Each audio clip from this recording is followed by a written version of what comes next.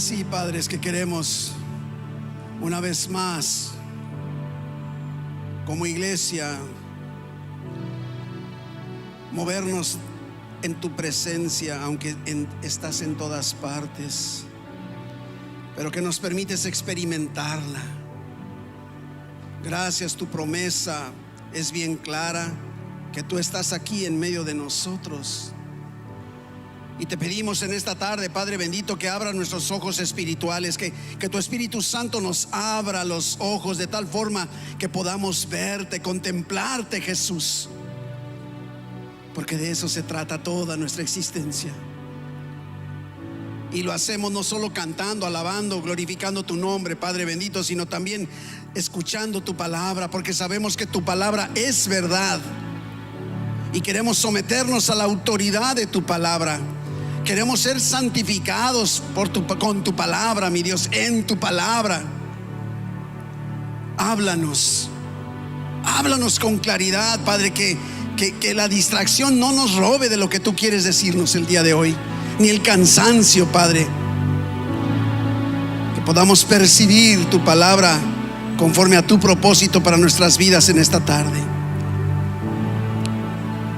Háblanos, Padre, y te damos gracias anticipadas, porque así sabemos que lo haces.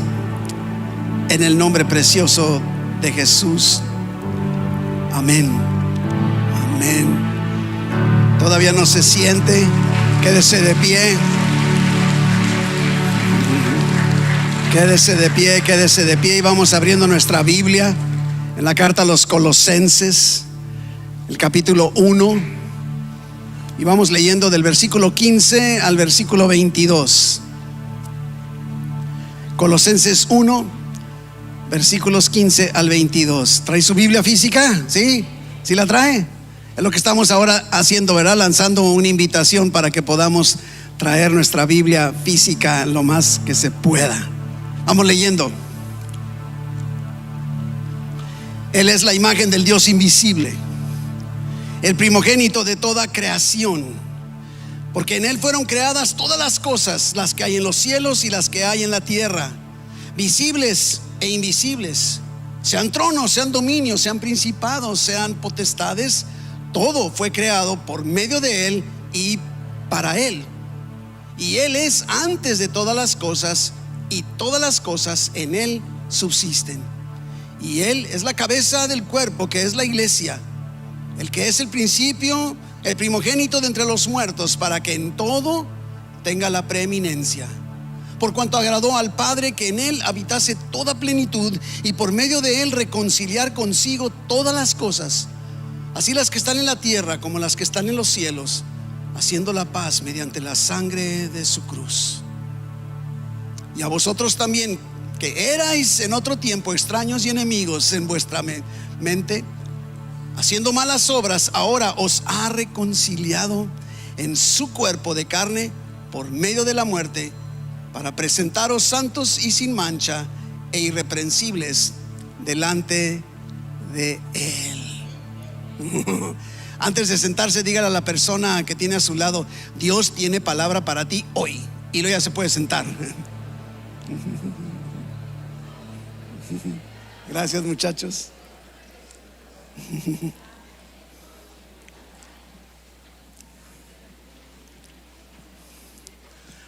¿Cómo se dice, Silvia? ¿Cómo se dice? Dios tiene palabra para ti hoy. Dios.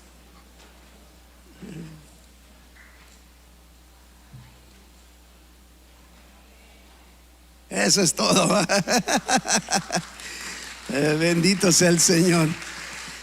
Gracias a Dios por este departamento de señas, interpretación de señas, que estamos agradecidos con Dios por cada uno de todos los voluntarios y voluntarias. Estamos entrando al mes de septiembre, creo que todos lo sabemos bien claro, ¿verdad? El mes de la patria, ¿verdad? Un mes conmemorativo, un mes importante en nuestro país, en México. Y el tema de la serie de septiembre está titulada Cambia de opinión. Cambia de opinión. Lo dijimos desde el primer domingo de este año. Estamos tan bombardeados, tan contaminados por las ideas, por lo que piensa la gente, que formamos a veces opiniones equivocadas. Recurrimos a las fuentes equivocadas. Vivimos en tiempos en donde ni siquiera podemos saber qué cosa de lo que leemos, vemos, escuchamos es verdadero. La tecnología ha avanzado tanto que pueden poner a una persona diciendo algo que nunca dijo, y se hacen afirmaciones, y todo el propósito de todas esas publicaciones, donde quiera que vemos, tienen el propósito de generar más visión o vistas, que provoquen un ingreso para ellos. Y no les importa el estándar, no les importa lo que estén transmitiendo. Lo que quieren es provocar polémica para que haya mayores vistas en sus publicaciones, y eso les genere un ingreso o un renombre, ¿verdad? Así que entonces cambia de opinión. Queremos utilizar la palabra de Dios, que es la única fuente de fe verdadera, sobre la cual debemos entonces formar nuestras opiniones. Y en este primer domingo cambia de opinión acerca o sobre Jesucristo. Inclusive nos encontramos con personas que tienen su propio criterio, su propia opinión de quién es Jesucristo, y podemos encontrar diversas opiniones, y nos tenemos que ir a lo que la Biblia dice. La infiltración de ideas equivocadas no es nueva, no es de ahora, viene de antaño. Y la carta de Pablo a la iglesia en la ciudad de Colosas es lo que estaremos basándonos todo este mes de septiembre. Y en este momento, otra vez, es algo que nos sorprende siempre en el llamado, en el ministerio de Pablo, es que está en la prisión. Yo cada vez que leo los antecedentes de una carta y veo a Pablo en la cárcel, y digo, qué bárbaro. Yo no sé qué haría si yo estuviera en la cárcel, todo menos escribir. Yo diría, que se quede allá la iglesia haciendo lo que quiera. No es cierto, ¿no? Pero de alguna forma, qué increíble, está en la prisión. Y resulta que algo tan hermoso que lo visitan. Y Pablo había nombrado en la ciudad de Colosas, la iglesia de los colosenses, a un pastor que se llama Epafras. Y Epafras lo visita, trae noticias de cómo está viviendo y lo que está sucediendo en la iglesia de Colosas, es precisamente. Y en esas noticias se da cuenta Pablo que la iglesia va avanzando bien, mantenían su fe en Cristo Jesús, fortalecidos en su amor unos por otros, por los santos. Pero también una noticia inquietante para Pablo: los falsos maestros estaban promoviendo el error del concepto de quién es Jesucristo. No es que negaran a Jesucristo, lo predicaban sí como un ser importante. Jesucristo es importante, claro que sí, claro que sí. De alguna forma es tan difícil ignorar la realidad de quién es Cristo, que estuvo aquí y lo que logró hacer. No negaban a Jesucristo, lo veían como algo prominente, pero no preeminente. Se habla mucho, cada vez que pienso en prioridad, me acuerdo mucho de conversaciones que he tenido con mi hermano Arturo Villascán, porque él comentaba, se me quedó muy grabado esa conversación. Decía, cuidado, porque ¿sabes? ¿Te has fijado que a veces utilizamos, es que mis prioridades, es que mi prioridad número uno es así como decir, me subo para arriba? O sea, hay solo una prioridad. ¿Cuál es tu prioridad? Me doy a entender. Tendremos varias cosas importantes, necesarias, urgentes, sí, pero de alguna forma prioridades solo puede haber una, ¿no? Si tenemos varias, entonces ¿cuál es la prioridad? Y de alguna forma tenemos que llegar al concepto: Jesucristo tiene que ser nuestra prioridad. Y si no lo es el día de hoy, es porque tenemos conceptos equivocados, incompletos, un poquito distorsionados de lo que verdaderamente es Jesucristo. Aquellos infiltrados afirmaban que Jesús era solo una de las muchas emanaciones angélicas de Dios. Hay sectas, hay religiones que afirman que Jesucristo era uno de tantos ángeles creados por Dios. Eso no es bíblico, y lo vamos a ver en su palabra, porque todo esto llevaba, entre muchas cosas, a negar la deidad y la humanidad de Jesucristo.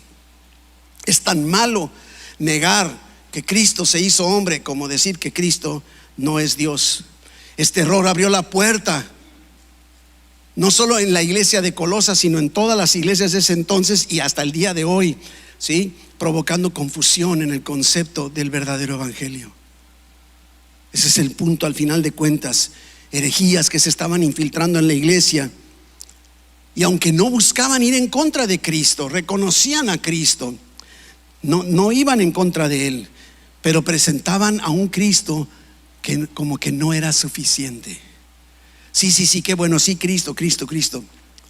Pero, ¿y luego? ¿Y qué más? En pocas palabras decían, Cristo más algo es lo que se requiere. Para nosotros Cristo más algo es religión. Es Cristo más nada es igual a todo.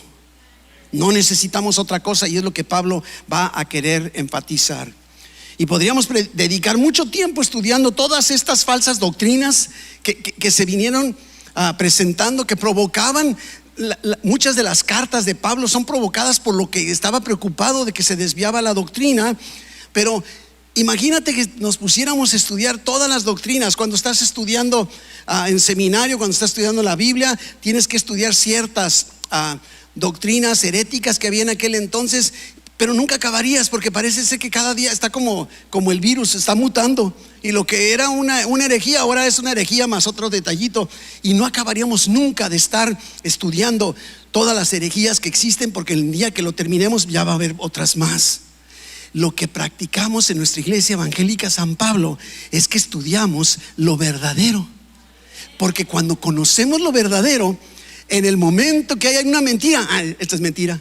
¿Pero quién te lo dijo? Porque conozco la verdad. Yo he platicado muy seguido esta anécdota de hace muchos años que me tocó ver una noticia. Estaba una no sé, comentarista de televisión, estaba entrevistando la directora del departamento de ¿cómo se dice? Falsificación de billetes de Scotland Yard allá en Inglaterra. Y dentro de la entrevista se me quedó muy grabado desde aquel entonces, porque le dijo, oiga, entonces me imagino que se la pasan toda la vida revisando todos los billetes falsos para detectarlos. Y digo, no. Aquí nos dedicamos a estudiar los billetes verdaderos, porque entonces, sea falso como sea, aunque no lo conozcamos, porque conocemos lo verdadero, podemos detectar el falso de inmediato. Eso es lo que sucede, y es lo que buscamos en nuestra iglesia evangélica San Pablo: el poder identificar, aprender, conocer, estudiar, vivir el verdadero evangelio. Porque entonces cuando viene cualquier cosa, como decía Pablo, no que haya otro evangelio, porque no lo hay, pero lo conocemos y lo detectamos. Nos enfocamos en lo verdadero, para que cuando venga algo en contra de la verdad, luego podremos saber que está mal. El apóstol Pablo, al recibir esta noticia, se sintió impulsado a escribir esta carta a los colosenses. Lógicamente está buscando exaltar la supremacía, la suficiencia del Señor Jesucristo, porque vio que ese era el problema. Y parece que está pensando igual: quiero enseñarles la verdad para que detecten la mentira. Podía haberse puesto a decir, pues el fulano dice tal cosa y el mengano. Hubiera sido una carta que hubiera, no sé, toda la Biblia, me refiero a todo este espacio, en una carta, solo para defender todo. No, se puso a declarar la verdad. Y Pablo fue usado de una forma extraordinaria por el Espíritu Santo. Y aunque nuestro estudio empieza en el versículo 15, quiero llevarle cómo inicia Pablo su carta, saludando a la iglesia. Vayas al versículo 1, Colosenses 1:1. Colosenses 1:1. Pablo, apóstol de Jesucristo, por la voluntad de Dios, y el hermano Timoteo, a los santos y fieles hermanos en Cristo que están en Colosas: gracia y paz sean a vosotros de Dios nuestro Padre y del Señor Jesucristo. Me llama la atención que de entrada le está hablando a la iglesia, y mire cómo los identifica, porque esto tiene que ver con identidad. ¿Qué les dice? Santos y fieles hermanos en Cristo. Y puede decir, santo, mi hermanito, pues yo sí, pero él no. ¿Sí? ¿Se acuerda que vimos en el mes pasado? Santo significa apartado con un propósito. Eso eres en Cristo, santo, apartado con un propósito. El gran reto para nosotros como cristianos es estar conociendo a Dios y a Jesucristo para identificar cuál es ese propósito. Los que estamos en Cristo somos santos, aunque a veces no lo parezca. Luego, versículo 3 en adelante, miren lo que dice: siempre orando por vosotros. Siempre orando por vosotros. Damos gracias a Dios, Padre de nuestro Señor Jesucristo, habiendo oído de vuestra fe en Cristo Jesús. ¿Se fija? Ahí está la noticia. ¿De dónde lo oyó Pablo? De el informe del pastor Epafras. Y del amor que tenéis a todos los santos, a causa de la esperanza que os está guardada en los cielos, de la cual ya habéis oído por la palabra verdadera del evangelio, que ha llegado hasta vosotros, así como a todo el mundo, y lleva fruto y crece también en vosotros, desde el día que oísteis y conocisteis la gracia de Dios en verdad, como lo habéis aprendido de Epafras, nuestro consiervo amado, que es un fiel ministro de Cristo para vosotros, quien también nos ha declarado vuestro amor en el Espíritu. ¡Wow! Qué bendición saber que alguien está orando por nosotros.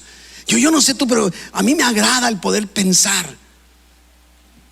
La semana pasada, no sé, estos días, uno de ustedes se acercaba, estábamos en una reunión y dice: me acuerdo que estuvieron repartiendo un cartoncito en donde decía para que orara por Marilena y por mí.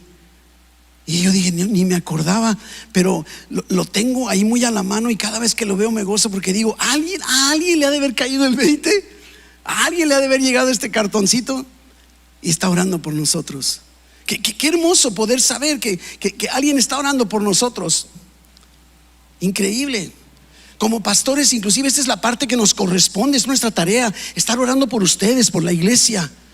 Pero incomparable es el saber, como ya estudiamos el mes pasado, que Jesucristo está a la diestra del Padre intercediendo continuamente por ti y por mí. Jesucristo está orando, no solo Pablo, no solo tu pastor, no solo tus hermanos en Cristo. Jesucristo mismo a la diestra del Todopoderoso está orando en este momento por ti y por mí. Está orando para que nos caiga el 20 con su palabra en esta tarde. Hay que aprovechar ese momento. Gracias, Jesús, porque estás intercediendo por mí en esta tarde. Bendito sea el Señor. Inicia esta oración Pablo agradeciendo a Dios por ese testimonio que está escuchando de los colosenses, de lo que está pasando. No todo era negativo. Ahorita va a entender lo negativo, pero observemos cómo se concentra en lo positivo. Entonces vemos, si ustedes se fijan, agradece a Dios por la fe en Cristo Jesús. No nada más por fe, no, a veces tenemos fe en la fe en Cristo Jesús, que esa iglesia estaba viviendo. Wow, gracias.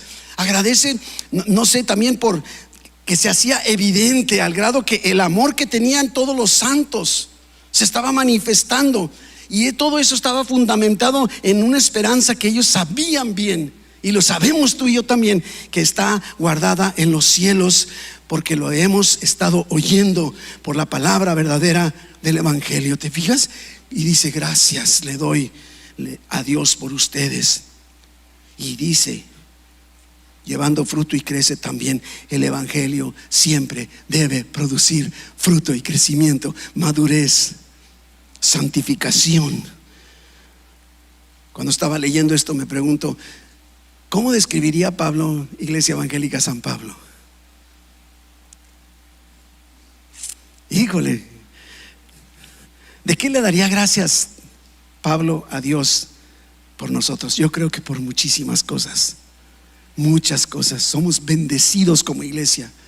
Dios ha mostrado su presencia, su poder, el derramamiento de su Espíritu Santo sobre nuestras vidas, de tal forma que estamos produciendo fruto, está habiendo resultados.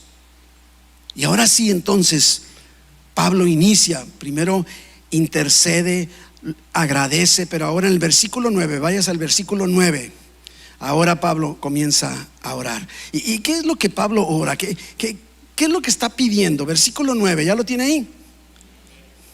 Por lo cual también nosotros, desde el día que lo oímos, no cesamos de orar por vosotros y de pedir, ahí va, que seáis llenos del conocimiento de su voluntad en toda sabiduría e inteligencia espiritual, para que andéis como es digno del Señor, agradándole en todo.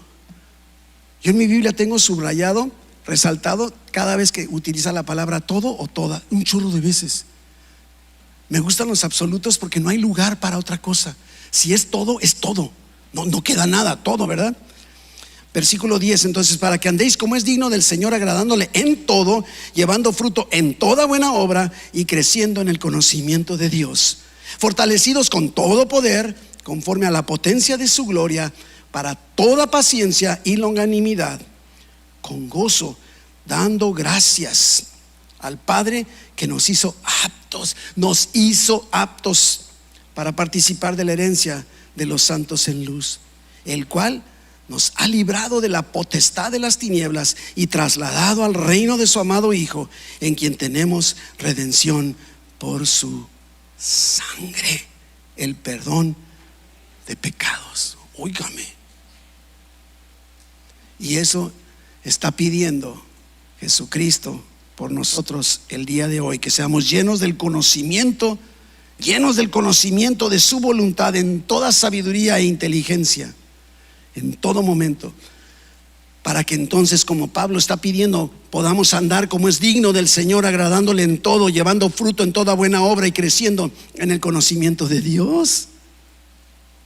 Pero no solo eso, está pidiendo que sean fortalecidos, que seamos también nosotros fortalecidos con todo poder, conforme a la potencia de su gloria.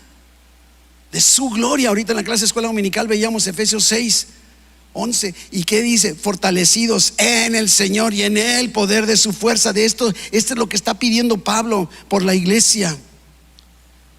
Fortalecidos con todo poder, conforme a la potencia de su gloria, para toda paciencia y longanimidad.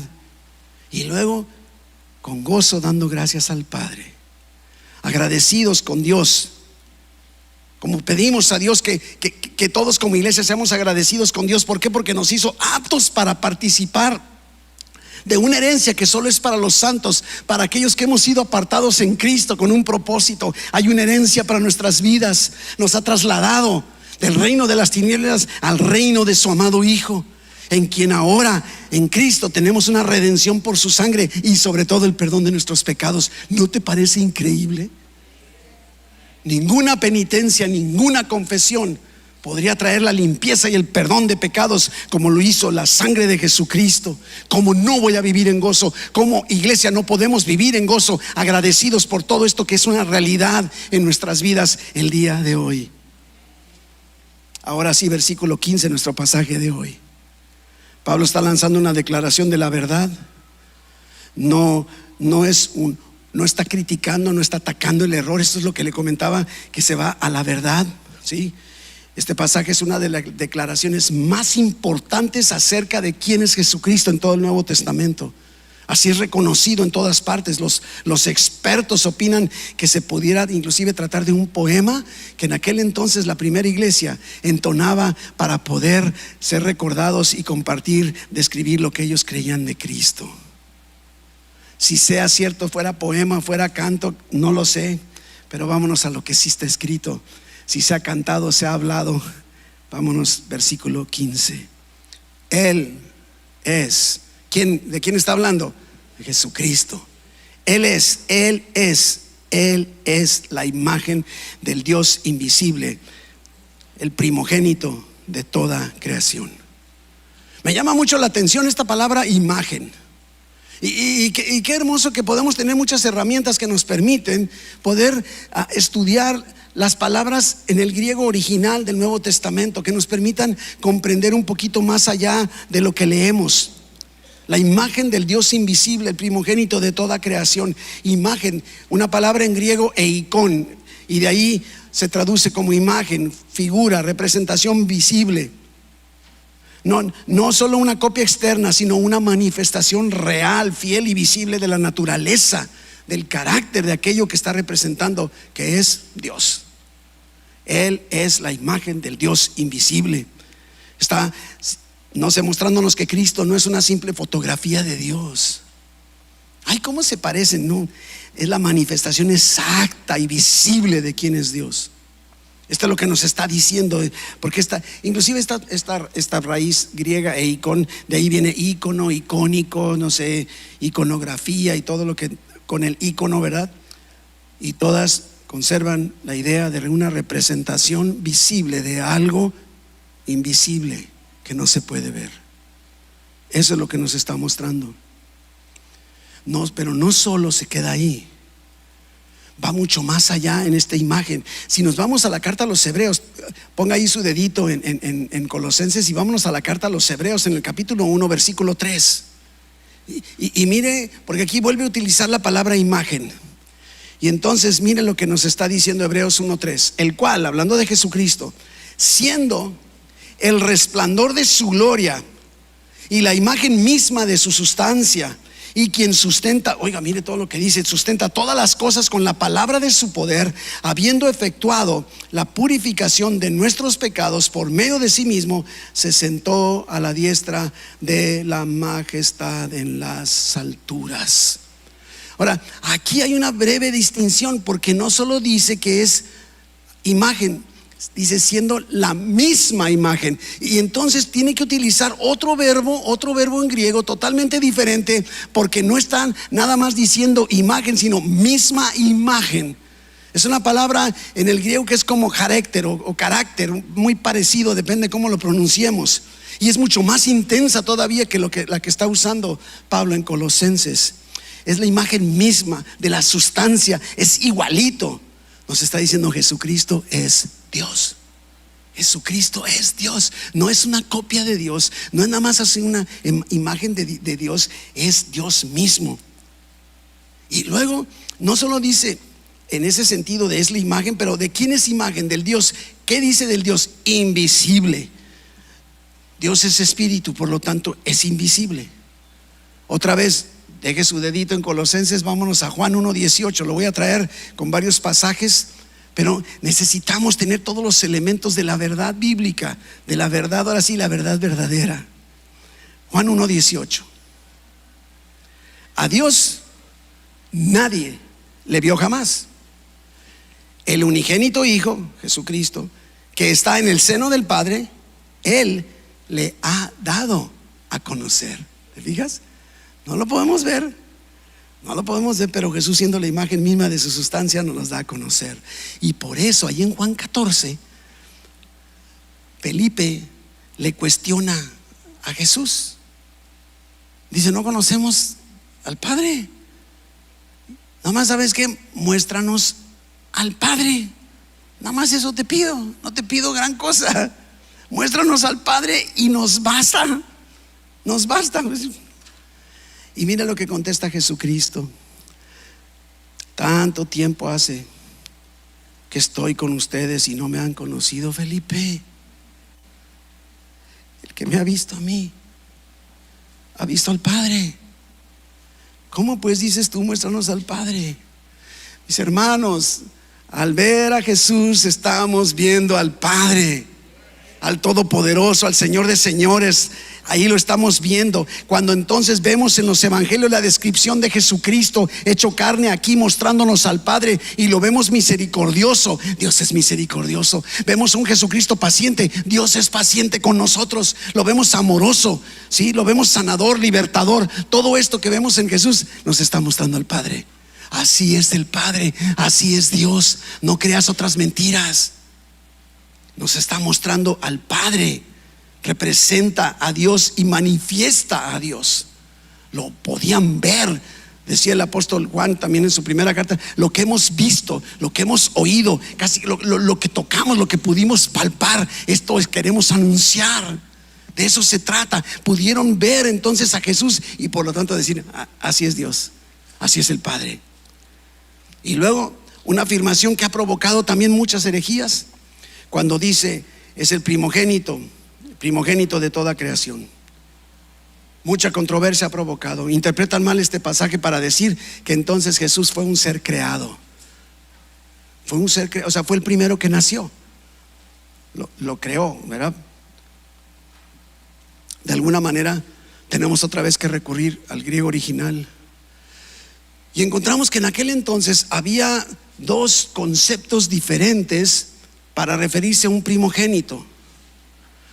Entonces, uno lógicamente de ellos, uno de ellos se refería, sí, cierto, a ser el primero en nacer. Protogenes era la palabra griega en original. Proto, primero, genes, generado. Entonces el primero en nacer era protogenes.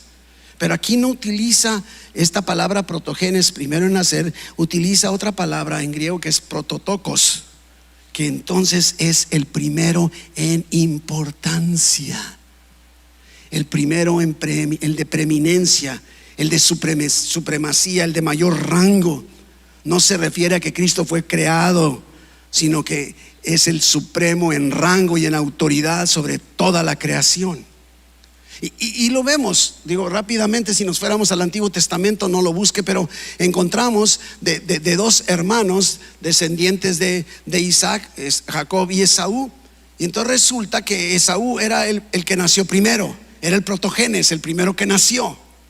Y no sé si recuerdan que por un plato de lentejas vende, ¿qué cosa? Su primogenitura. Así es que llegó un momento entonces en que ahora, aunque Esaú era el protogenes, ¿sí? Su hermano Jacob se convirtió el prototocos, el primogénito, el que recibió todos los privilegios de autoridad en el ámbito familiar. Eso mismo es a lo que se está refiriendo el apóstol Pablo. No lo aclara porque era común para ellos, lo tenemos que aclarar nosotros porque no es tan común, ¿sí? Inclusive algunas versiones de la Biblia traducen primogénito como supremo, supremo sobre toda la creación. Eso es lo que significa. Versículo 16: porque en Él fueron creadas todas las cosas, las que hay en los cielos y las que hay en la tierra, visibles e invisibles, sean tronos, sean dominios, sean principados, sean potestades. Todo fue creado por medio de Él y para Él. Observa lo que dice Pablo: en Él, por Él y para Él. ¿Qué queda? Nada. Y además todas las cosas, no sé, lo que te puedas imaginar, todas las cosas: cielo, tierra, visibles, invisibles, tronos, dominios, principados, potestades. Cristo es la fuente de la creación, porque en Él todas las cosas fueron creadas. Tenemos que reconocer, es más allá que lo que el mundo dice. Jesús es el creador del mundo, el creador del universo. Él es el creador. ¿Quién te hizo a ti? ¿Quién me hizo a mí? Jesucristo. Mire, yo creo que donde quiera ahora vemos, ¿no? Cualquier cosa, por ejemplo, compramos un producto o compramos una ropa, y creo que ya es por ley, no estoy seguro, pero que made in, ¿verdad? Hecho en, ¿sí? Y nosotros, tú y yo como cristianos, tenemos una etiqueta que aunque no se ve, y dice hecho por Cristo. Eso significa, fuiste creado por Jesucristo.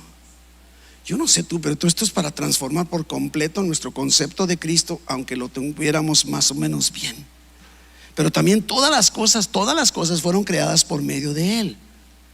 Lo estamos leyendo, todas las cosas creadas a través de Él. Por eso Juan en su evangelio, Juan 1:3, lo dice con mayor claridad. Todas las cosas, ¿sí? ¿Cuántas? Por Él fueron hechas, y sin Él nada de lo que ha sido hecho fue hecho. Son afirmaciones fuertes, pero además todo fue hecho para Él. Fuiste creado para Él.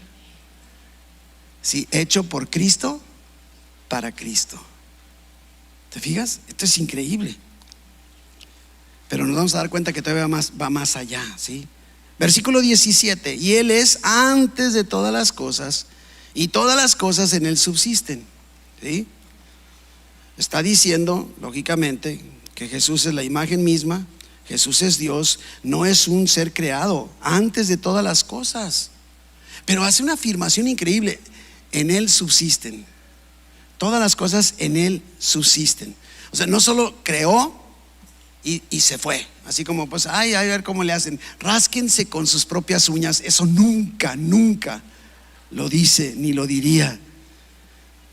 Todas las cosas subsisten en Cristo, mantiene todas las cosas juntas. La ciencia no lo puede comprender todavía. Cuando ven el átomo y su núcleo, o sea, no hayan cómo explicarlo, porque niega todas las leyes conocidas por los científicos. Pero yo pregunto, ¿por qué crees que el mundo no es no es un caos, o sea, de alguna manera es un todo, no es un caos. ¿Sabías que si si el sol estuviera poquitito más cerca de lo que está, nos achicharraríamos? Seríamos chicharrones creados por Cristo. Y si se alejara tantito la tierra del sol, seríamos paletas hechas por Cristo. Nos congelaríamos. ¿Te das cuenta de todo esto? El sol siempre sale ¿por dónde? Por el este y se pone por el... Le voy a dar clase de geografía de primaria, ¿verdad? Por el oeste, ¿no? De alguna manera, entendamos esta realidad. Jesús está manteniendo todas las cosas juntas. Está involucrado en su creación. Jesús está involucrado en tu vida porque tú eres su creación. Y no te deja. Va contigo, subsistes por Él. Mi hermano, respira. Respira, no tengas miedo a respirar. Y dile: gracias, Dios, porque tú me permites en este momento estar respirando. ¿Te has fijado que ya así como es que no tengo para comprarme no sé qué cosa? Y así, pero me olvido que estoy respirando para poderme quejar, aunque sea. Y ese es el sentido, ¿sí? Versículo 18. Y Él es la cabeza. Y Él es la cabeza del cuerpo, que es la iglesia, el que es el principio, el primogénito de entre los muertos, para que en todo tenga la preeminencia. Versículo 19. Por cuanto agradó al Padre que en Él habitase toda plenitud. Jesús es la cabeza de la iglesia somos nosotros. El pastor no es la cabeza de la iglesia, es Jesucristo la cabeza de esta iglesia evangélica San Pablo. Tenemos que reconocerlo en todo momento, es Él la cabeza. Y lo hemos visto, cualquier cosa sin cabeza estaría muerta. No, es más, qué raro se vería, ¿no? Yo no sé si alguien caminara sin cabeza, ¿no? Y cualquier cosa con más de una cabeza sería como un monstruo. Solo Jesús es la única cabeza verdadera de la iglesia. Por lo tanto, tiene toda la autoridad sobre la iglesia, sobre nosotros, porque nosotros somos la iglesia. Él tiene la última palabra. Está en control, nos ha creado. Pero ahora va a volver a utilizar la palabra primogénito. Llama la atención. ¿Por qué la vuelve a usar? ¿Por qué la vuelve a usar de alguna manera?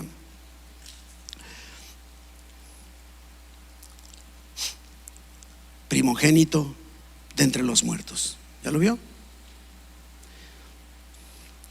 En Apocalipsis, cuando Jesucristo se está haciendo presente con el apóstol Juan, en Apocalipsis capítulo 1, en los versículos 17 y 18. Mira bien, mi hermano, porque vemos a un Jesús en un pesebre, y es verdadero. Vemos a un Jesús crucificado, azotado, golpeado, maltratado, escupido, y es cierto.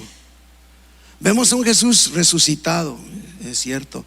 Pero mire cómo se autodescribe Jesucristo, porque dice el apóstol Juan que cuando lo vio, Apocalipsis 1:17, caí como muerto a sus pies, y Él puso su diestra sobre mí diciéndome: no temas, no temas.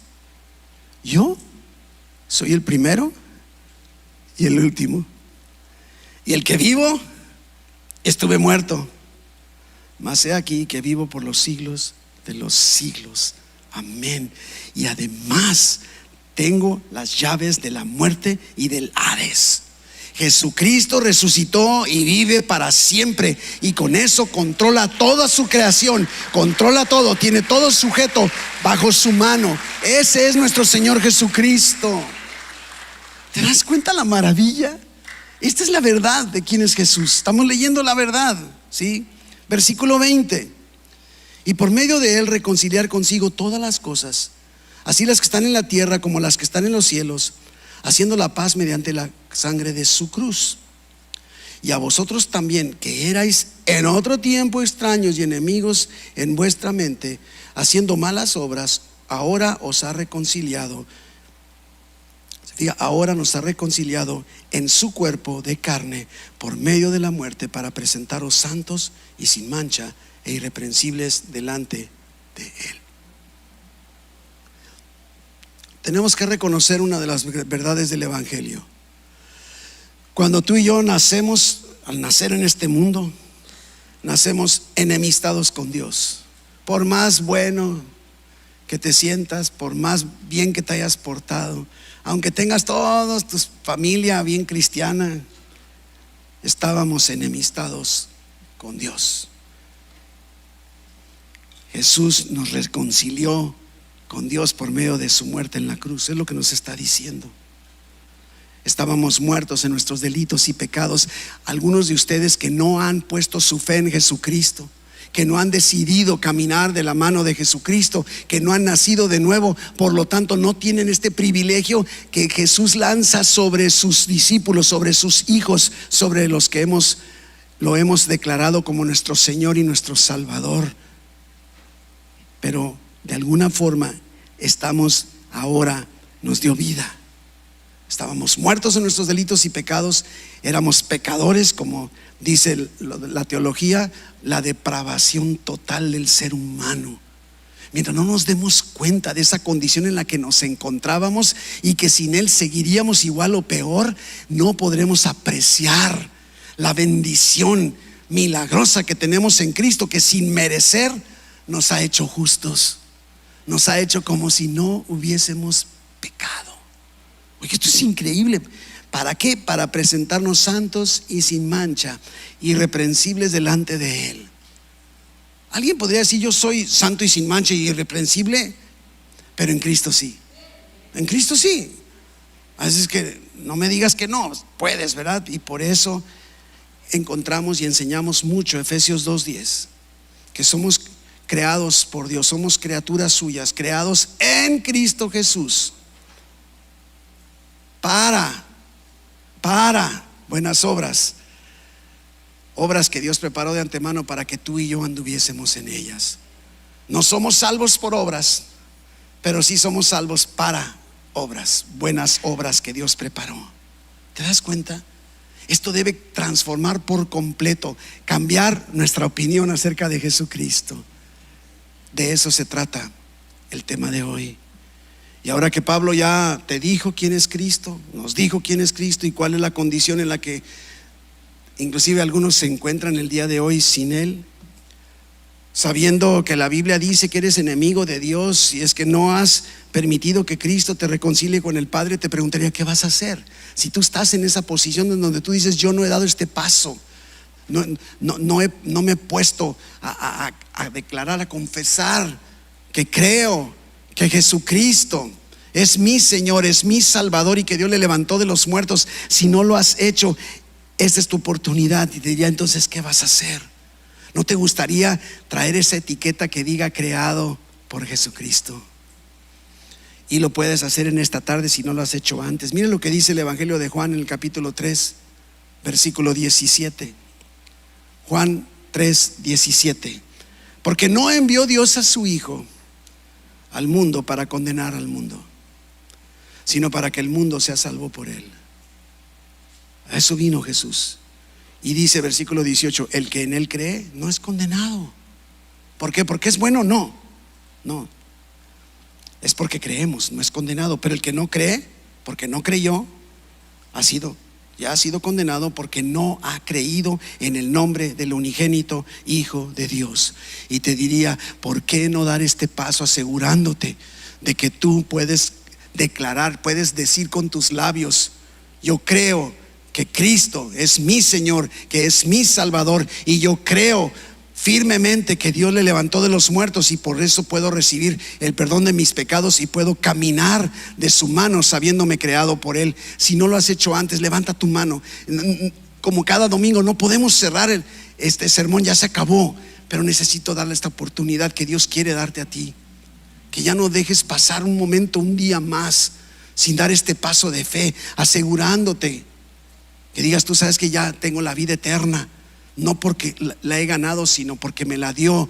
Y entonces ahora sé que podré ir al cielo cuando me muera, porque es Cristo quien me dará la entrada.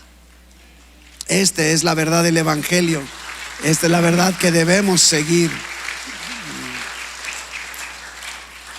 Y es difícil, yo sé, para algunos el que puedan levantar la mano, el que puedan expresar su decisión, a lo mejor sentirse, no sé, como que decir, híjole, nadie levanta la mano porque yo sí la voy a levantar. Pero este es un momento trascendental en tu vida y marcará todo el futuro de tu existencia hasta la eternidad. Es un asunto serio y debes considerarlo. Y en el amor de Cristo, así como Pablo, yo te ruego, no te vayas de aquí sin dar este paso en donde puedas tú reconocer a Jesucristo como tu Señor, como tu Salvador. Iglesia, como estamos viendo, este pasaje presenta la verdad más esencial de la fe cristiana. Por aquí tenemos que comenzar. Leí de un autor esta frase que me llamó mucho la atención: el cristianismo es Cristo y Cristo es Dios. El cristianismo es Cristo y Cristo. ¿Por qué no repites conmigo? El cristianismo es Cristo y Cristo es Dios. No hay de otra. Y el enemigo quiere distraer nuestra atención a la realidad de quién es Cristo en nuestra vida. Esa es su labor. Dice 2 Corintios 4:4 que a eso se dedica. El enemigo está buscando que no nos resplandezca la luz del evangelio. Mira lo que dice 2 Corintios 4:4: en los cuales el Dios, con minúsculas Dios, de este siglo, el diablo, cegó el entendimiento de los incrédulos, para que no le resplandezca la luz del evangelio de la gloria de Cristo, el cual es la imagen de Dios. Si no das este paso de fe, así estás siendo cegado por el enemigo, para que no te resplandezca la luz del evangelio de la gloria de Cristo. No te des el lujo de seguir así. Iglesia, de esto se trata todo. No se trata de ti, no se trata de mí. Ese no es el tema. Si quieres saber cómo es Dios, solo ven a Jesús. Ya no más religiosidad, ya no más rutina, ya no más apatía, ya no más indiferencia. Dejemos de estarnos concentrando en nuestros problemas. Nuestras circunstancias las tiene Él, que está involucrado en su creación, que somos nosotros. Y te invito a que respondamos en esta tarde lo que Jesucristo dice en Mateo 11:28. Escucha, aprópiate de esta verdad, de esta invitación que hace Jesucristo. Y dice: venid a mí, todos los que están trabajados y cargados, y yo los haré descansar. No dice va a resolver tus problemas, te voy a hacer descansar. Y miren lo que sigue diciendo, versículo 29: llevad mi yugo sobre vosotros y aprended de mí. Me llama la atención que Jesucristo dice: quiero que aprendan algo de mí. ¿Qué podrá hacer? Sean buenos, no. Aprended de mí, que soy manso y humilde de corazón, y como resultado hallaréis descanso para vuestras almas, porque mi yugo es fácil y ligera mi carga. Hermano, Jesucristo es el dueño de tu vida. Jesucristo está en control de todo lo que te está sucediendo. Cierra tus ojos, ya terminamos.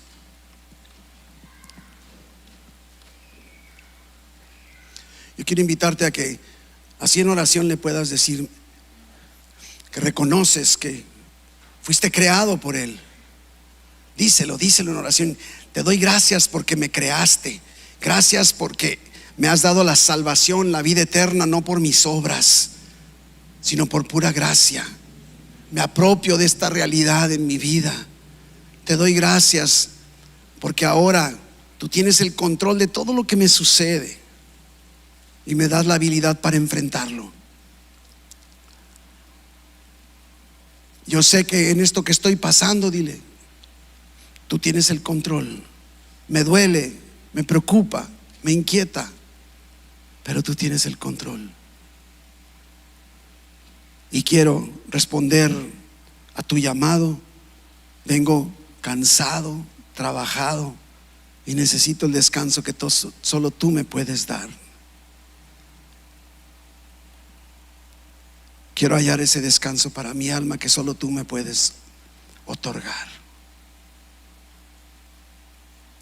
Y te doy gracias, Padre bendito, por tu palabra, por tu presencia. Te doy gracias, Jesús, porque eres la imagen misma de la sustancia del Creador del universo, del Padre Celestial. En el nombre de Jesús.